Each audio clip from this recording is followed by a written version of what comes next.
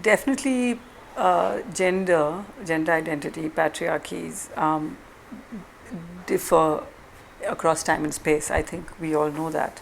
And what we do have to realize is that the process of fixing gender identity such that the whole world has to be either identifiably male or identifiably female, that historical process, which began in Europe in the 17th century, was kind of completed there fairly successfully by the 19th century. But what we find in the Indian context and in the South Asian context is that while that process is inaugurated around the 19th century, that process always remained open-ended.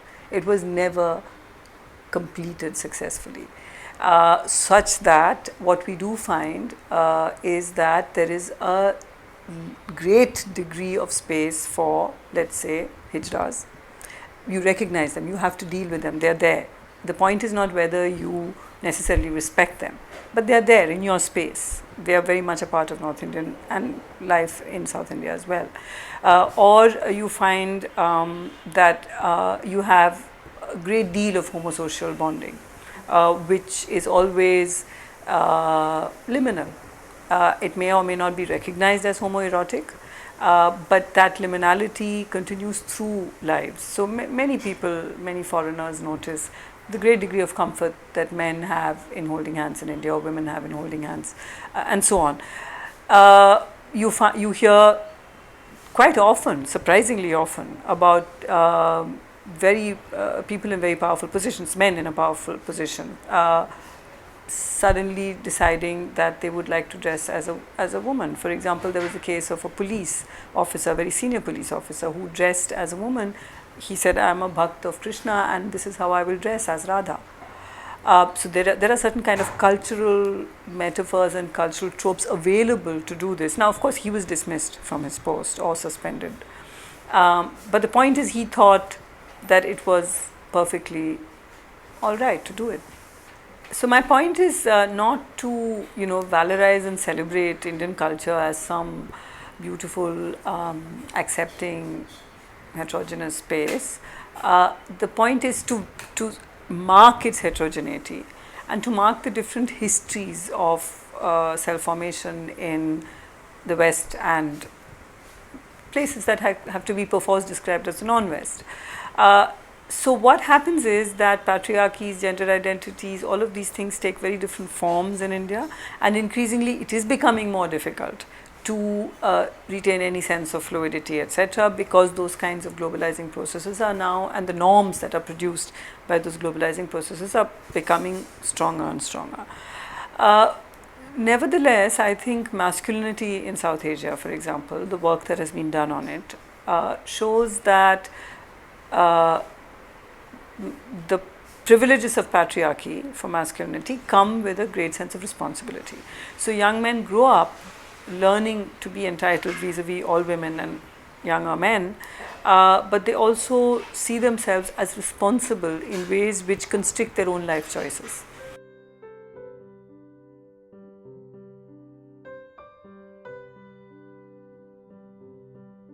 So masculinity in South Asia has always been produced within a context of great responsibility.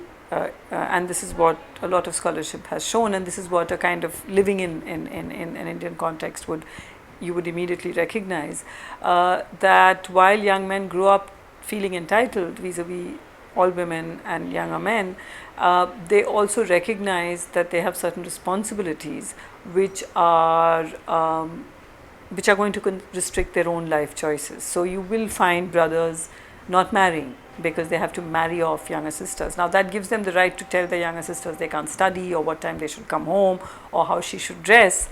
So this is not a limitation on patriarchy in that sense, but it does produce a different kind of masculinity. Radhika Chopra calls this supportive masculinities. So yes, so there are different kinds of ways in which masculinities are produced here. And of course, there are dominant and subordinate masculinities. This is what, theory on masculinist, the scholarship on masculinity has also shown us this. That there is, of course, the kind of normative powerful man, but then there's the gay man, there's the Dalit man, there's the poor man, there's the weak and aged man. The aged man could be produced as powerful through money, and that could happen, but it's not as if masculinity is one powerful whole. And this is good news for feminism. This is a good, I mean, this recognition comes actually fairly recently in feminism, let's say last 2 decades. But it means that we recognize that the alliances are actually easier than we thought with people who were assigned gender male at birth. So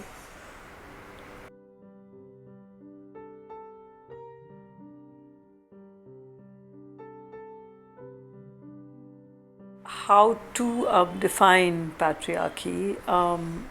I think we would have to first of all say that it would have to be in the plural, patriarchies.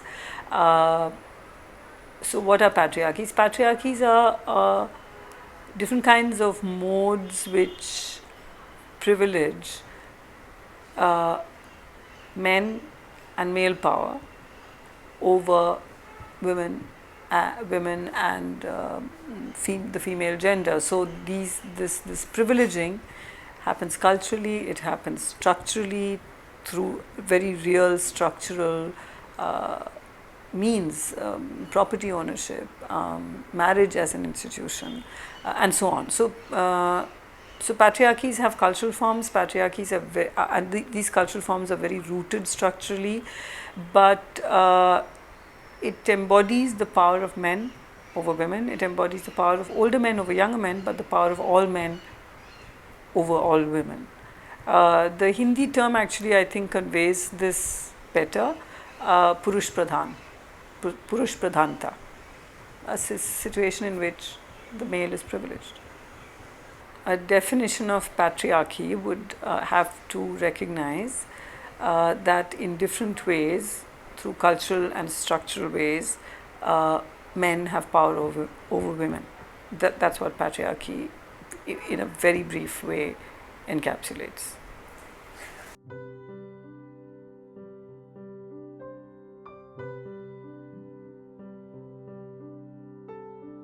In modern India, for men and women to transgress gender norms is a very dangerous thing to do. It's not easy. It's culturally delegitimized. There can be you can face violence. You can face disciplinary action if you're an employee. You can be dismissed from your job, like the senior police official was. So to transgress gender norms, even so, let's talk about sort of degrees and kinds of transgressing gender norms. If you start at the simplest, the simplest level of simply wearing clothes that are not appropriate to your gender, clearly women can do this with far less consequences than men, simply because women dressing as men is not any longer seen as women dressing as men. It is perfectly appropriate to aspire to to look like the more powerful group. So, women wearing jeans, that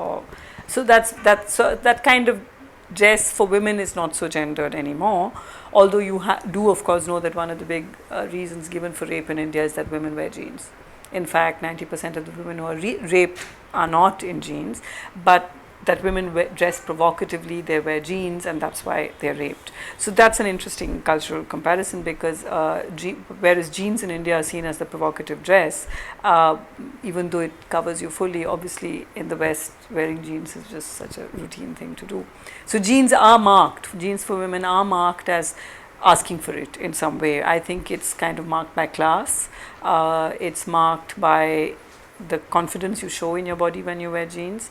So there's all of that, but by and large, but that is not seen as a transgression of gender norms. But when a man dresses as a woman, the transgression is so blatant and in your face, because you're really trying to look like the less powerful group. And so it's more marked. You don't even have to dress in a man doesn't have to necessarily dress in a sari. He just has to wear a colorful dupatta with his jeans and t-shirt, and that marks him. Now, men do that, and it's not as if it's never done.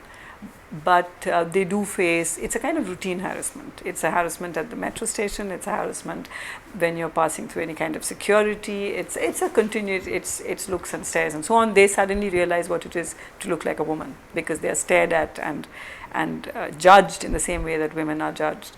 So it's not easy to transgress gender norms even at that level, and that is the easiest, simplest level in a sense. So clearly, I mean, what one has to recognize is that this society, which treats gendered identities as natural and immutable and uncontrollably given by some force of nature, can be so shaken by that natural body simply adopting an external piece of cloth. So how secure are you then about gender identity? How secure is society that we're indeed all very clearly defined men and women?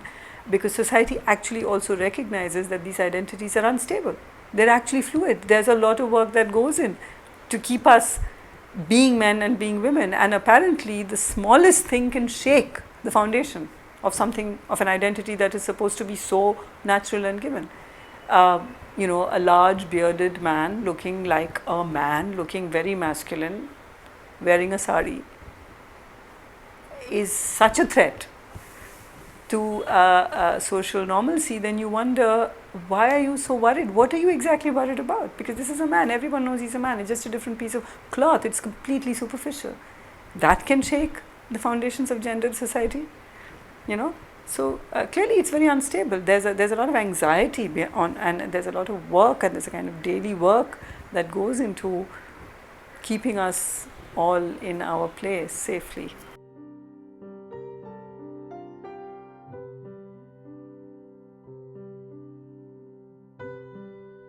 Well, I think it's now generally accepted that there's a particular way in which historically a certain set of features defined as modernity emerged from the Enlightenment in Europe, such that certain kinds of identities, certain ways of being were produced as the only normal, natural way to be, and via cultural imperialism and colonialism, these norms and these fixed notions of what identity should be gradually were normalized through the globe. So even in Europe, work shows, and you know, Foucault's work is obviously absolutely crucial for this, but a lot of work shows that it is around the 16th, 17th centuries that anxieties about hermaphrodites, about bisexuality, about sexual conformity, those kinds of anxieties cohere around the discipline of medicine, so that certain kinds of bodies then become normalized, other kinds of bodies are abnormal. So that process begins in Europe around the 17th century. And what we see in India is that through the, let's say, 19th centuries onward, this process we see in India as well, the process of trying to produce clear, identifiable, fixed identities, not only of gender, but many along many other axes, including religion. So what we do find, and the work that, let's say, Ruth Vanita and Salim Kidwai have done, and that wonderful book that they've edited, in which a number of scholars have contributed, clearly there were ways in which gender was a much more fluid category prior to the coming of colonial modernity.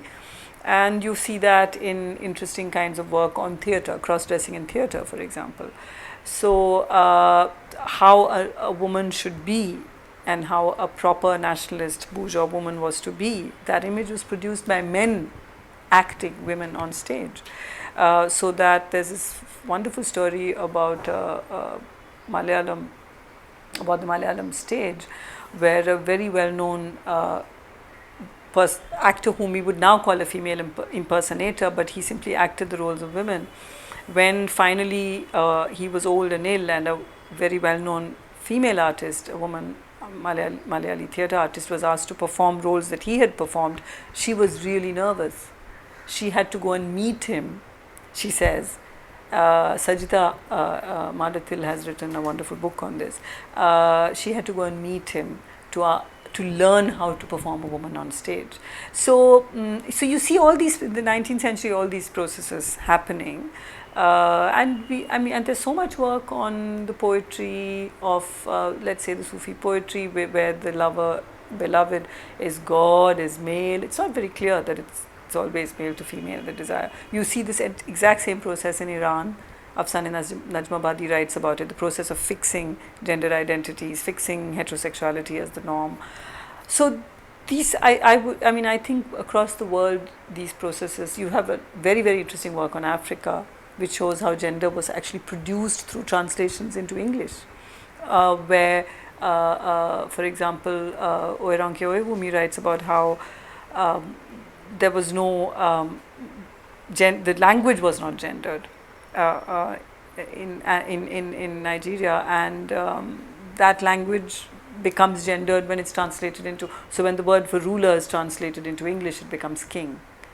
And there's a word meaning mutual spouses, but that gets translated as husband and wife, and so on. So all over the parts of the globe that European Enlightenment, and I put Enlightenment in quotation marks here, all over the globe, that whole process of cultural imperialism continually fixed gender. Now, I really do want to emphasize, I'm not saying fluidity of gender means there was necessarily justice or peace or equality. So this is not a way of valorizing some kind of indigenous norms. There was no violence before colonial modernity, no. But this particular process of fixing gender identity, I think it's universally acknowledged, is associated with modernity.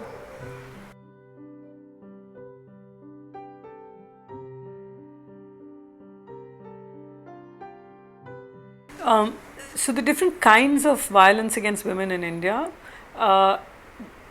I don't think can all be put down to masculinity. For example, if you take dowry murders, if you take sati, these are actually not so much related to masculinity as to different forms of patriarchy, in which women have a very important role to play, because women are given certain kinds of roles in patriarchy, which if they perform well, they have less, they experience the violence of patriarchy less, or as mothers-in-law, they reach a point where they can exercise power. So I think it's not simply about masculinity. Masculinity is one aspect of the violence in Indian society, violence against women in Indian society, because of course Indian society is incredibly violent in terms of caste violence, in terms of class violence also.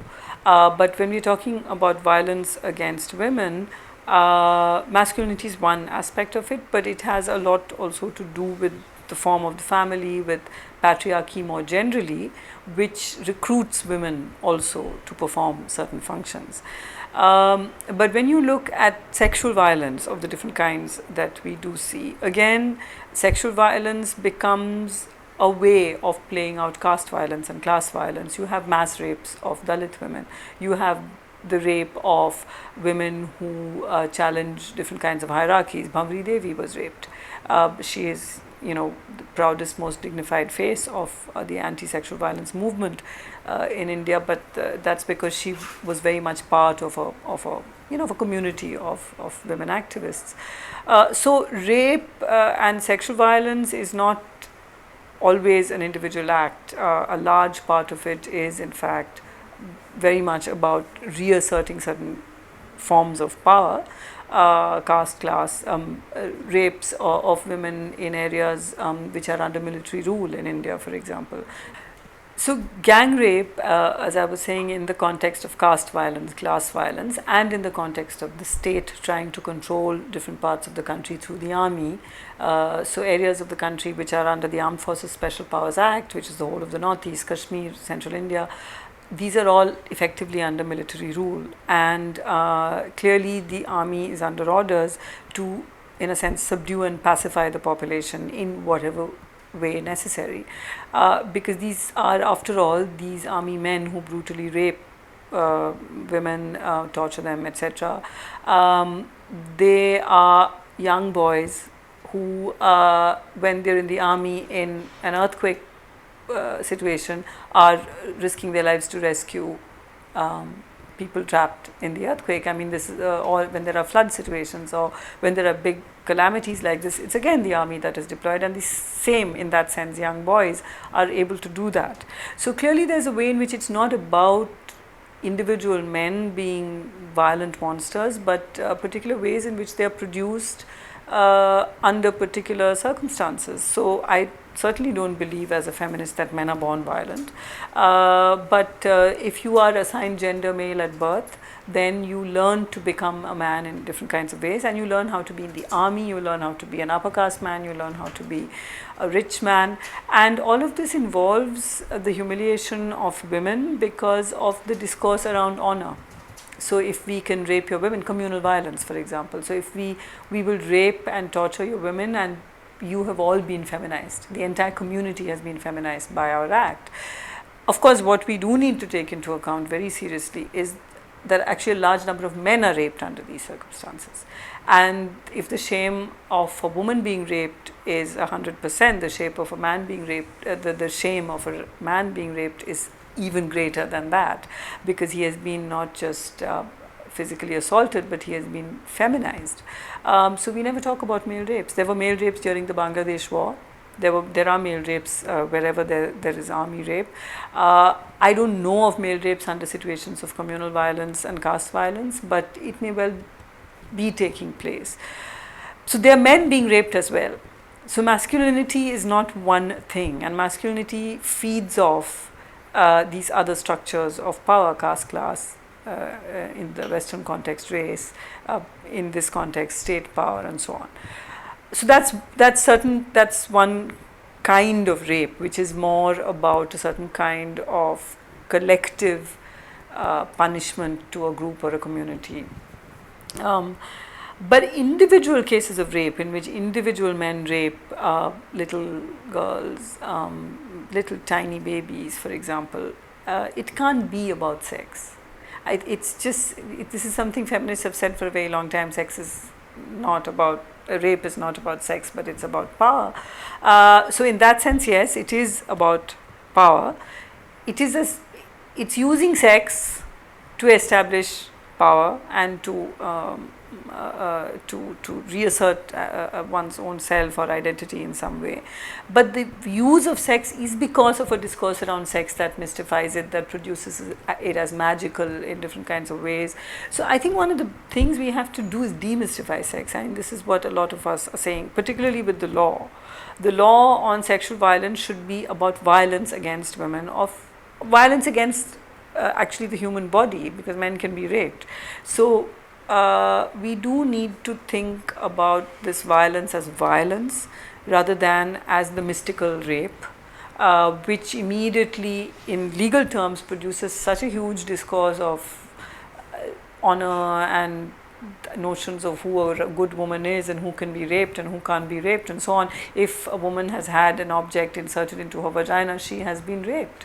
If a man has had a penis or an object inserted into his anus or his mouth, he has been raped. But if we could treat these as forms of violence rather than as forms of sexualized violence, the chances of developing a decent law which can actually capture the gravity of the crime and give graded punishment is much greater. But the more it is sexualized, the more mystical it becomes and the more difficult it becomes to establish. Then questions of consent and all these kinds of questions become greater and greater only in the context of sex. Nobody would imagine that someone who stole your TV had your consent because you left the door open by mistake. But apparently you can make these arguments simply because it's about sex. So that's one of the things we do need to demystify sex. So men who are raping young children and so on clearly have been produced in cultures of violence, say poverty or other ways in which they face a violent kind of life. The difference is that women are growing up like that too, but they direct their violence inwards. They direct that violence at themselves. They direct that violence. They become suicidal. But men have the option of directing that violence outside, and that I think is what patriarchy enables.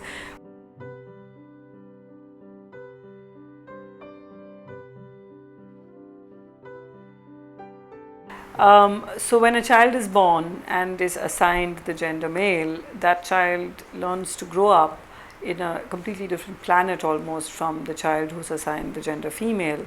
And I think that is a global phenomenon now. In the last century, that's a global phenomenon. And learning to become male involves, I think, learning about privilege, learning about the ways in which you are privileged. But little boys also learn, little boys who don't immediately identify with what is expected of them as men, also learn that they have to hide and deny parts of their selves, their aspirations, their desires, because these are beneath them. These desires, aspirations, etc. are beneath them. So when you grow up to become a man, you learn that there are certain rewards you get if you follow the rules. Learning to become a woman is different. You learn that if you don't follow the rules, you will be punished. If you follow the rules, you can survive. Whereas with men, when you play the game by the rules, the rewards are quite phenomenal.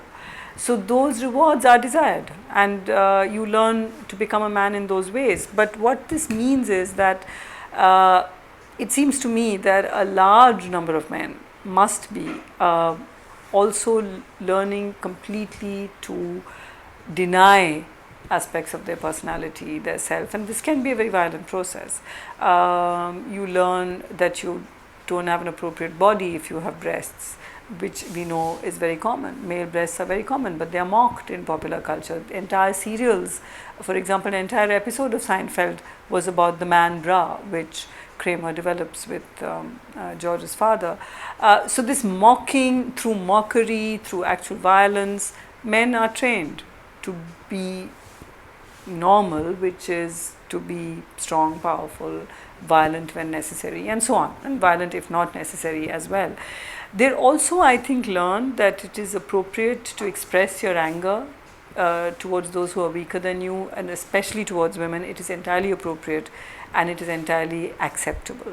So that anger that builds up out of social situation, race violence, for example, pervasive caste violence, pervasive class violence, in societies globally that are so violently structured through exclusion along different kinds of axes, men learn that if you are one of those excluded, there is still someone on whom you can work out that anger, and that is women. So women face violence along these axes too, but they don't take out their anger on men, they take out their anger on themselves. So I think it is this business about growing up to become a man can be very painful for men who never quite get it or who never quite want to participate in that game.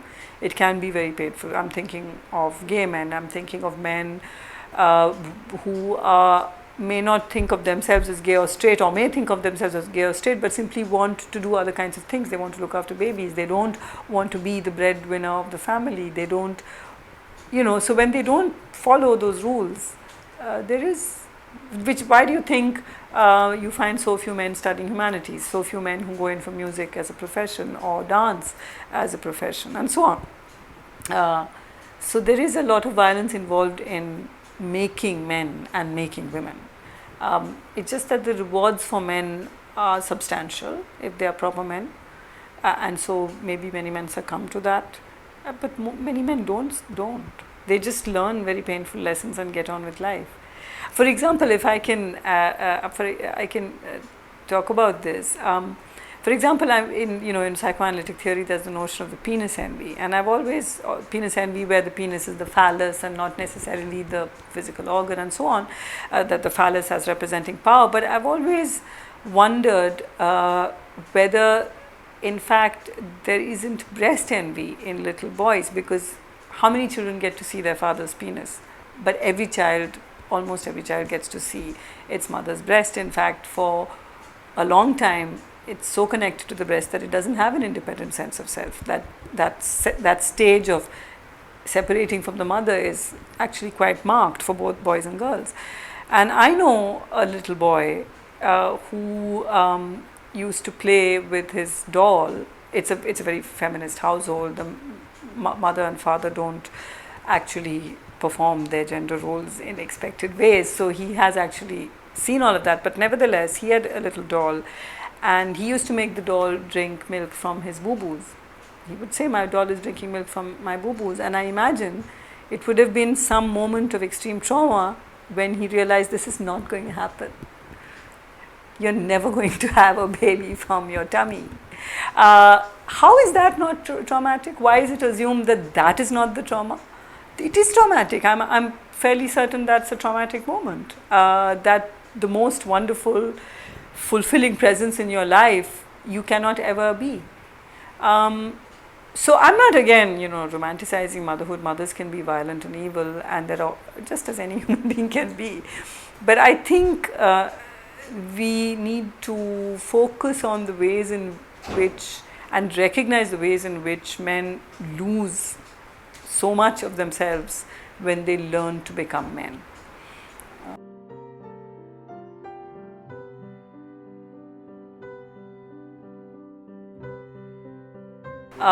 Within a family situation, especially in the South Asian context, the father, the older brother, even the younger brother over older sisters, and eventually over the mother, there is a very clear power. There is a power in terms of property, because even though now legally women inherit the same property as their brothers, most women write off their share to their brothers. So they have the right of that. The other powers and privileges they have is it is assumed that the outside world is theirs.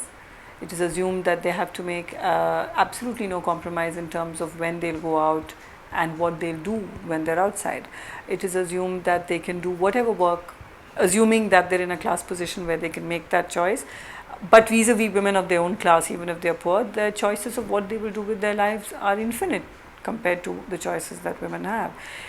Talk to a group of 18-year-old women, ask them what they want to be. Talk to a group of 8-year-old girls, ask them what they want to be when they grow up. You'll see the difference. 8-year-old girls will today of our class at least say astronauts and pilots. Girls of 18 are already saying teachers and other appropriate jobs which they see as compatible with being a wife and mother. So men, those are some of the privileges. The world is your oyster. You know that you can do what you can choose whether your wife will be employed or not employed. You can choose to help in the household work or not help in the house. You can be the involved father or you cannot be the involved father.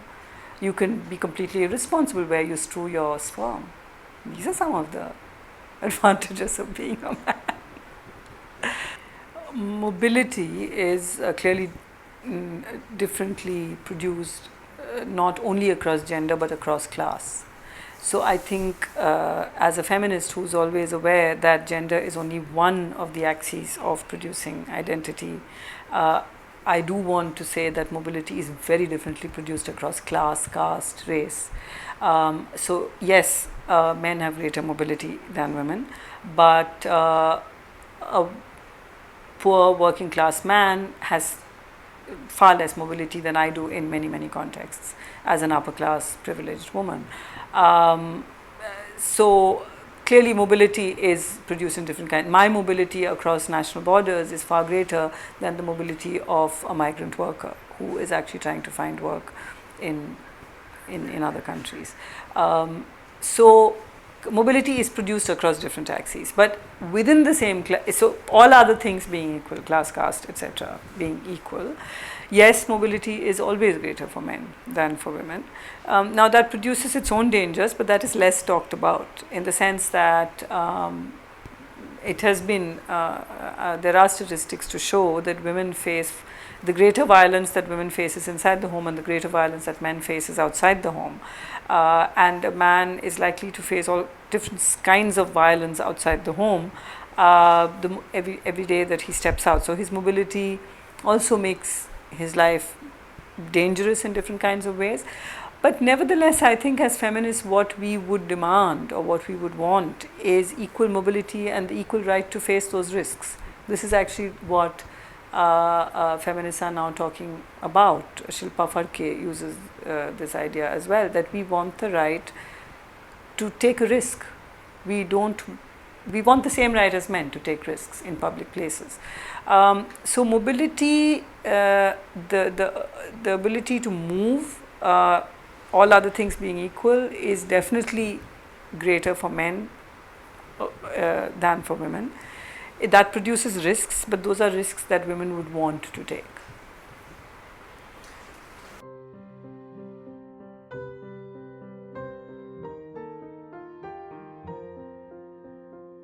I think there has been tremendous change in the family due to the transformations of the last couple of decades, and these transformations include certain kinds of new ideas that have started flowing in through the opening up of the media, but also the opening up of new job sectors, the opening up of, I'm not talking of largely of the middle classes at this moment, but because of these transformations, certainly I think families have changed, expectations of the family have changed, expectations of marriage have changed on both the parts of both men and women. So what we actually see is, it seems to me, I've used this term, the implosion of marriage as an institution. And so I think what we're seeing is a moment of tremendous crisis for the Indian family, because on the one hand, marriage is compulsory. What we have is not just compulsory heterosexuality, but compulsory marriage. It is assumed, and this, of course, I'm aware, is not just an Indian phenomenon. Across the globe, even in the mythical West, marriage is pretty much compulsory. So because marriage is compulsory, but at the same time, patriarchal norms are not being internalized so effectively by women anymore. So you actually find women behaving in extremely unreasonable ways. There are women, and you are seeing this on a daily basis around, and I'm seeing this in working class families, in the families of the people who are the working classes around a typical domestic situation. There are all kinds of people who work for you, they have families, they have sons and daughters are getting married. And I'm actually really intrigued by the number of stories one hears of young women who are simply not being good wives. They are not participating in the process of the joint family interaction. It's very destructive because they don't have another option. They haven't been trained for anything but marriage, because this is another thing. Most women in India are trained only for marriage. Now, apparently they haven't been trained effectively for marriage. They will not cook. They will not get up early in the morning and make tea for everybody, etc., etc. There's a continuous tension and struggle. Many of these marriages break up, or if they don't break up, they continue in these completely horrific, imploding kinds of ways. So there's an incredible kind of crisis for the institution of marriage across class, it seems to me, at least in the urban areas. I can't speak for rural areas with any authority, but at least in urban areas, there is a way in which marriage as an institution is simply not able to bear the burden of non-internalized norms. So where are these aspirations coming from, these aspirations to a better life? Now, it could be that the aspiration is simply to a more comfortable life than these women envisaged. They are not necessarily thinking of themselves as autonomous beings who want to be financially independent. No, they want a husband who will look after them. That was the compact of patriarchy. You serve me, I'll look after you. But if they're not being looked after in the style which they imagined, they're simply rebelling, and it's a very empty, at one sense, and very destructive rebellion, because they don't have anything to fall back on. So you have, sort of spreading networks of really dysfunctional families.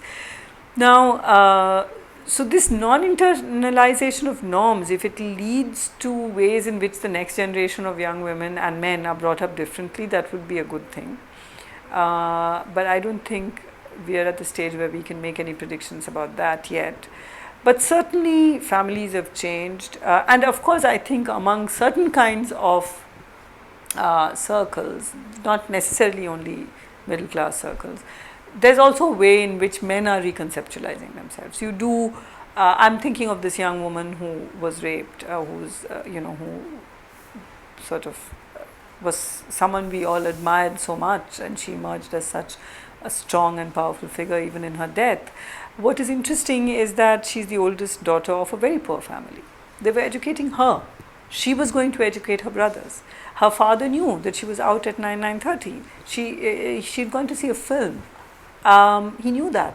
The family presumably knew that, because her working hours would have been over earlier. So what is this? They're poor, not very. It's not a Dalit family, but it's actually a very low caste family. We know about the family now, and it's a working class family. It's a lower caste family. I'm marking these because these are usually assumed to be markers of very traditional values. But here you have a family in which the oldest daughter is being educated to educate her younger brothers, who's living a fairly independent life. So clearly things are changing everywhere. And I think it has to do with this, the kinds of changes that have come about in the last couple of decades, as I said, in terms of new aspirations, new ideas. So it can go in these positive kinds of directions, and it can go in very negative. Well, I'm not sure that the implosion of the family is a negative direction, but how do men respond to these pressures of marriage and the pressure to be a certain way in a marriage? I think men are also probably, it seems to me, equally shaken, and men are also perhaps resisting these pressures. But so there would be, I think, a man who doesn't want to marry, a man who in a marriage doesn't want to be constrained to be a husband, and breadwinner. I think he would face similar kinds of pressures. But again, I must say that a man who doesn't want to marry still has greater chances of saying, I will not marry, and remaining unmarried.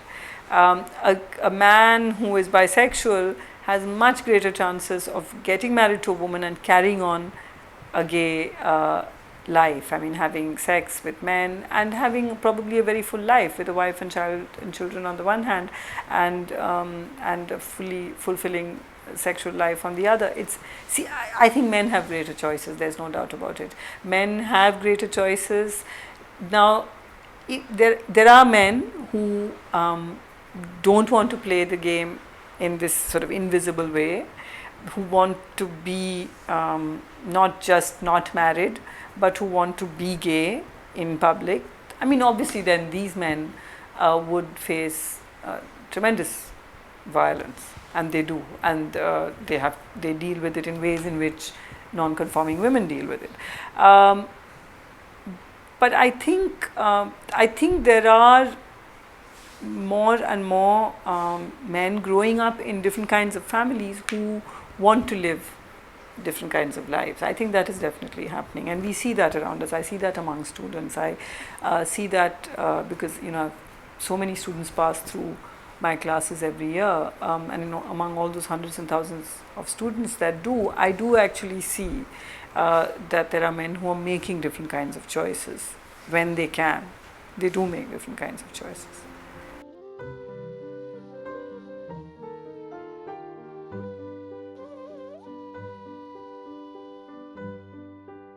It's very clear that India Shining was never India Shining. It's very clear that certain kinds of new opportunities, while they opened up, there was just increasing impoverishment, and the disparities have become the inequalities have become very much greater, have become violently greater. So clearly there's a large section of men and women who have been excluded from this so-called story of growth. Now, in that context, I have come across some people making the argument that these kinds of violent rapes are actually an expression of the frustration that men face from this exclusion and from this violent exclusion. Now, why I find this argument seriously problematic, it comes from actually a very left perspective. It's not coming from an anti-feminist perspective, it's a left perspective, which is in that sense privileging class over gender, and almost trying to explain the violence that these men, particularly in this case, but generally the violence that poor men wreak on women as an expression of class violence somehow, and a kind of an expression of the frustration they face at being excluded from class. And I find it deeply problematic because it produces working class men as creatures of no agency whatever. That is, that working class men are at the mercy of their dicks. And you'll have to censor that, probably, bleep.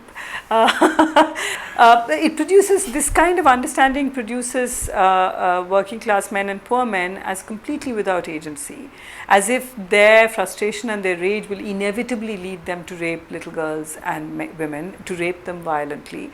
And this is exactly what a certain middle class narrative is. So I find it very strange that a left perspective, a professedly self-defined left perspective, can make an argument that is exactly what a conventional middle class narrative would be, that all poor men are dangerous to all middle class women. It seems to me that when we think in terms of the violence that men wreak on women, this kind of sexual violence, it is largely on women of their own class, first of all. And secondly, as I said, the women have been equally excluded. But how are they dealing with their frustration and rage and anger? Are they dealing with it by going around shoving iron rods up men's anuses? No, they're not doing that. So there is clearly, we have to think about this in a gendered way. Sexual violence against men or women is produced in gendered ways. You are not going out and attacking, that is, these frustrated men are not getting together in a class war against rich men. If they are doing this, if they are attacking individual women, then this is coming out of a certain kind of gendered sense of power, which is equally exercised by upper class men. Upper class and rich men are no less violent with women in their home, with women that they buy for sex, with strange women, with women they meet at parties. There's violence all the time. So what have they been excluded from? So the question is that when privileged men can be violent towards women, when working class men who have been excluded from everything can be violent towards women, the running thread is a certain kind of patriarchal culture which produces this kind of violence as acceptable, as fun, as something you can perform with absolute impunity. Impunity is what makes this carry on, and the impunity is produced by a culture which will think of the question of consent, even in the case of the December 16th gang rape. Even there it was, why was she out on a bus at night? Why wasn't she at home? Why was she with her boyfriend? These kinds of questions have come up, right? So to make this kind of easy link between class violence and sexual violence, it seems to me, is to fall into a certain kind of actually narrative of privilege, which assumes that all poor people are dangerous. Men are dangerous in one way, women are dangerous in another way. I don't think these men are without, don't tell me every working class, so okay, if exclusion is the key to violence, every working class man must then be a rapist. You have to then assume that all working class men are violent towards all women. This is simply not true. So how are they dealing with it? How are they? So I think this argument is deeply problematic, and it's been made, I know, from a certain kind of a left perspective which wants to make a class argument. But I think just as feminists recognize class and caste and race as inflecting gender, I think at some points you simply have to privilege gender. In the case of sexual violence, you have to recognize patriarchy. You have to recognize the role that masculinity is playing. Yes, these men must have had hideously violent lives, especially the juvenile. You look at the little children growing up on the streets, I'm surprised that they're not all, and one doesn't know what they'll grow up to be. What is the violence they themselves face? This boy must have been brutalized himself. Yes, I recognize all of that. So that's why our answer, feminist answer, would never be death penalty and so on for rape. And we always think in terms of class justice. But the fact is that there is violence against women at all levels, and whether you're rich or you're poor. And that violence is also wreaked on men. Sexual violence is also wreaked on men by other men. How would you explain that then? right? So, and that is less talked about, and that's actually a very, very sad thing. The raped man may even be in a much worse position today, when it's possible to talk for a raped woman to say quite calmly that I've been raped and go to the police station and demand justice. A raped man still cannot do it, and that has to do with his feminization. So it's still about gender. I think we need to use the right categories to judge certain kinds of phenomena. Otherwise, you end up with a one-size-fits-all. I can explain everything through class. No feminist says I can explain everything through gender. Why are we expected to explain everything through class?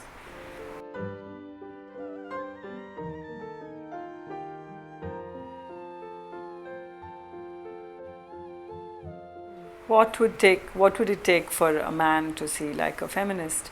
I think two kinds of things really, and one kind of thing would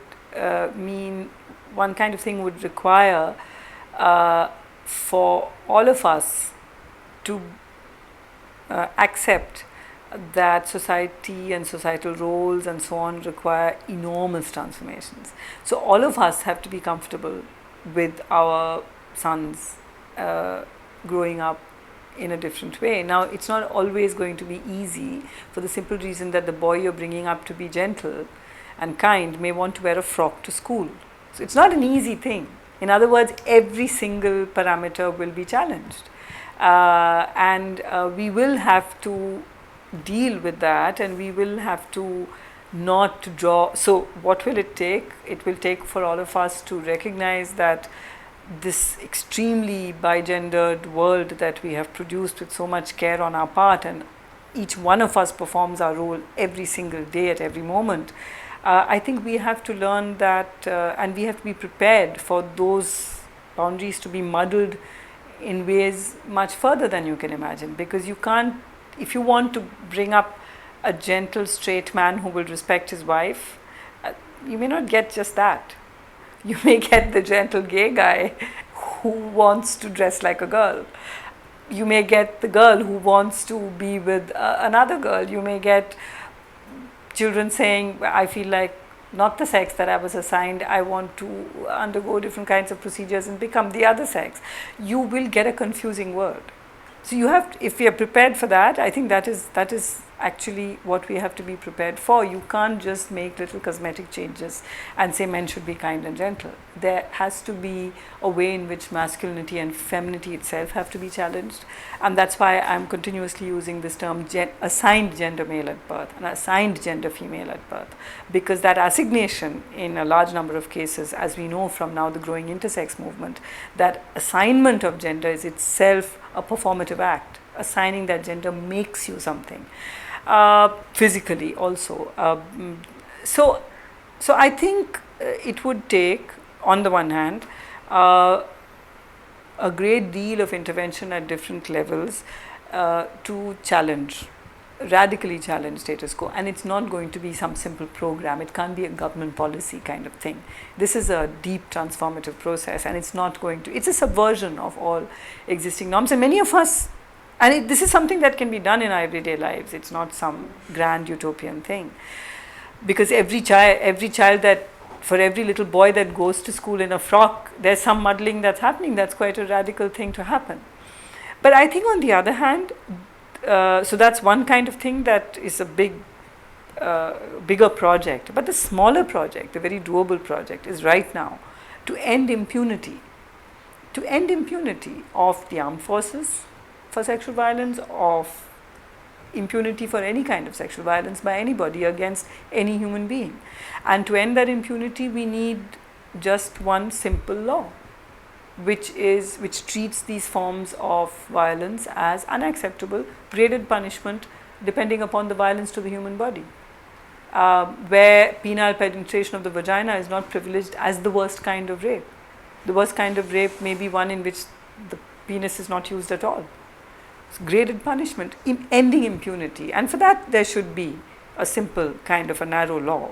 Now, I don't believe we can bring about social transformation through law. I don't believe that the law can be a tool of gender justice, but I believe that certain narrow, very limited kinds of legislation are necessary to end impunity.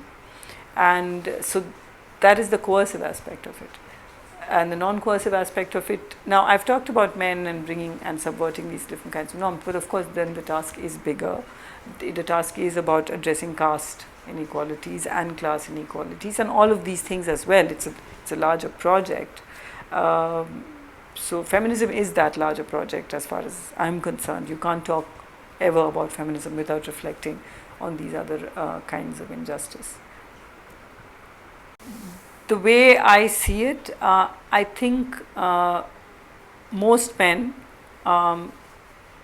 if they are allowed to recognize that there are options open, recognize that the giving up of those privileges, first of all, every single privilege doesn't have to be given up.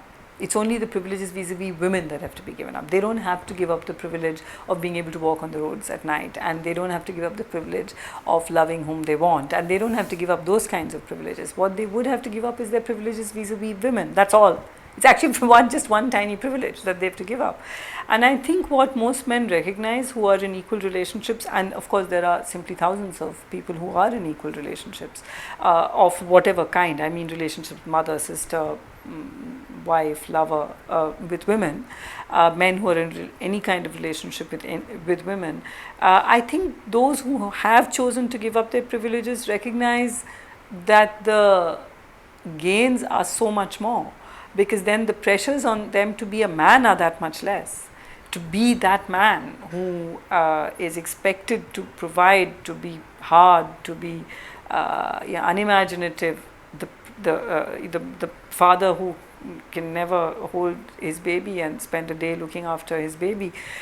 Those are also not really privileges. They realize that. I think one of the things that happens in these kind of more equal relationships is that they realize that what is produced as a privilege is often not a privilege.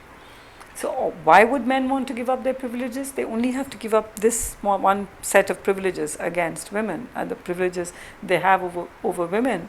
And when they do that, I think they realize that the gifts and what they gain are so much more. That's why they do it. That's why men also give up their privileges.